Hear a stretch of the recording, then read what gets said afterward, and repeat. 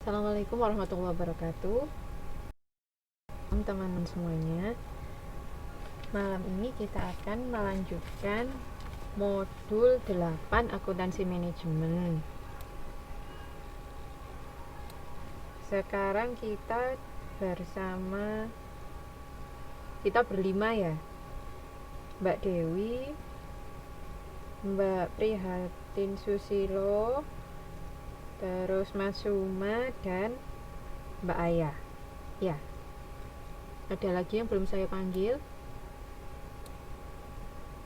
Mbak Dewi, nanti kalau sudah lihat rekamannya tolong lapor ke saya ya Mbak Dewi ya. Karena ini di data saya Mbak Dewi kan sering tidak masuk nih ceritanya nih. Jadi kalau bisa nanti kalau sudah selesai lihat rekamannya lapor ke saya, baik untuk yang akuntansi manajemen maupun yang penganggaran. Oke. Dah. Sekarang kita lanjutkan modul 8 mengenai kalkulasi kos berbasis aktivitas dan manajemen berbasis aktivitas.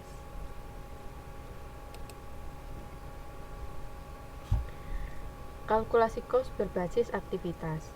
Perataan kos dapat menyebabkan barang atau jasa menjadi lebih tinggi atau disebut overcosting atau lebih rendah undercosting. Overcosting terjadi jika produk dengan sumber daya yang lebih sedikit tetapi kos per unitnya dilaporkan lebih tinggi. Sedangkan kalau undercosting, produk dengan sumber daya lebih banyak tetapi kos per unitnya dilaporkan lebih rendah. Nah, ini ada contoh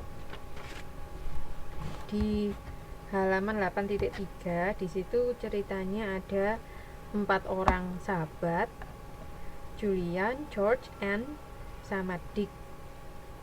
Mereka makan di restoran Wenak Tenan.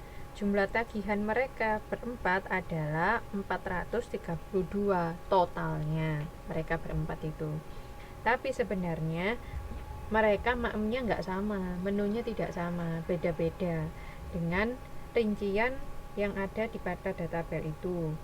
Julian habis 108, George habis 168, Anne habis 60.000, Dick habis 96. Jadi totalnya adalah 432.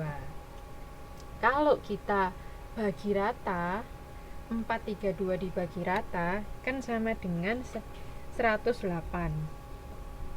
Ya kan?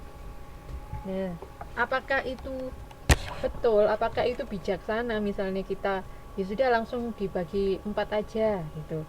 Tentu saja tidak. Karena apa? Nah, kalau 108 bagi Julian ya sudah kan memang habis segitu. Tapi bagi George terlalu murah. Terlalu murah ini berarti undercosting, produknya atau habisnya lebih sedikit, habisnya lebih banyak tapi ditulisnya lebih sedikit.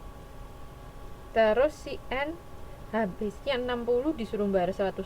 Iya bener Mbak Siti, kasihan si N nya, bayarnya hampir 2 kali lipat itu. Nah ini maka itu kalau kita perlu melakukan cost atau melakukan kalkulasi perhitungan biaya berdasarkan aktivitas, berdasarkan habisnya berapa, nggak cuma langsung dibagi rata aja gitu.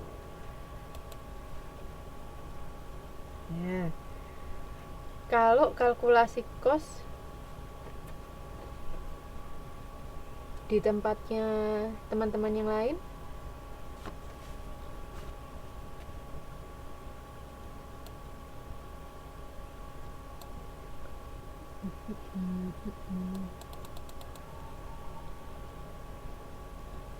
terus sebentar.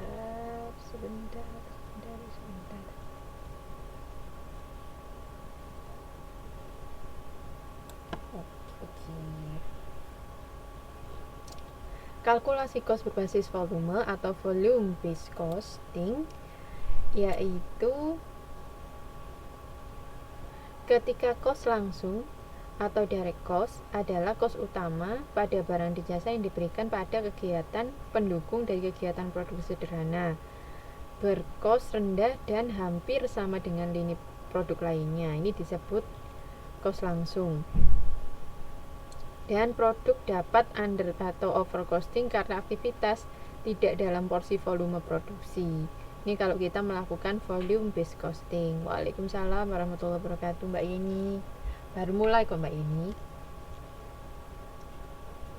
Sekarang ada prosedur 2 tahap alokasi cost, yaitu pertama menempatkan cost overhead, kemudian menjadi aktivitas penggerak atau activity driver, kemudian perkiraan object cost, dan baru kita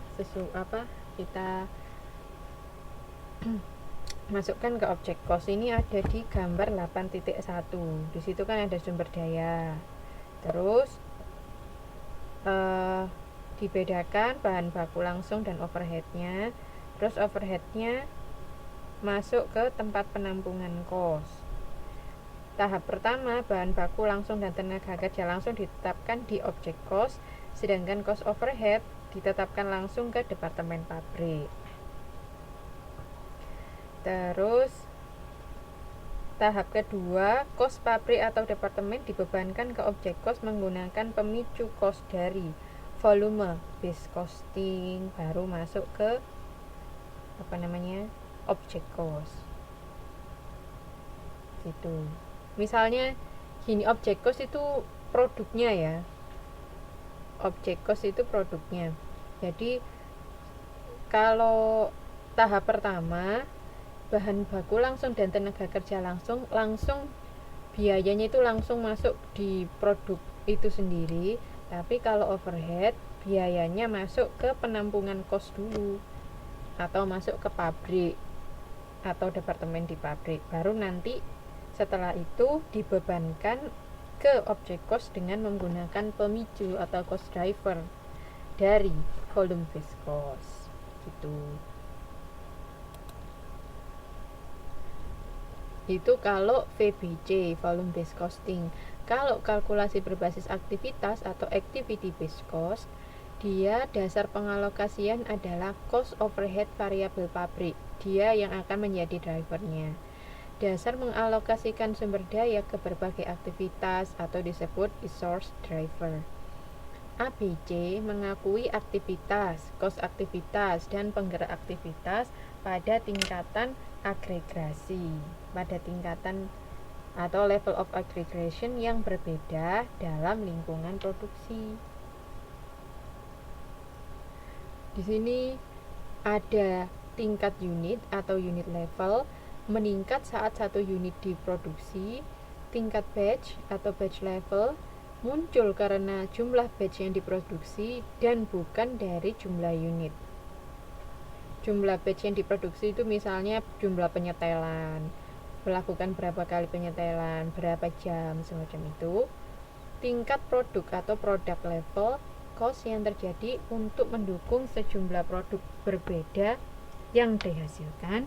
Kalau tingkat pabrik atau plant level, cost untuk memelihara tingkat kapasitas di lokasi produksi. Itu.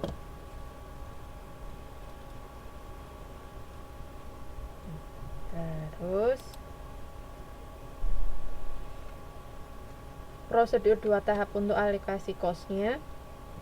Tahap pertama menetapkan cost overhead pada aktivitas dengan menggunakan penggerak biaya sesuai dengan sumber daya yang digunakan. Tahap kedua, cost dari aktivitas ditempatkan pada object cost dengan menggunakan aktivitas yang sesuai yang mengukur permintaan dari object cost di sebuah aktivitas. Ini bisa kita lihat di halaman 8.8, gambar 8.2. Overheadnya masuk ke tempat penampungan, di situ disesuaikan dengan aktivitas di pabrik, baru nanti masuk dalam object cost. Tuh. Tahap dalam mengembangkan ABC yaitu mengidentifikasi sumber cost dan kegiatan. berarti mengumpulkan data dari dokumen dan catatan sebelumnya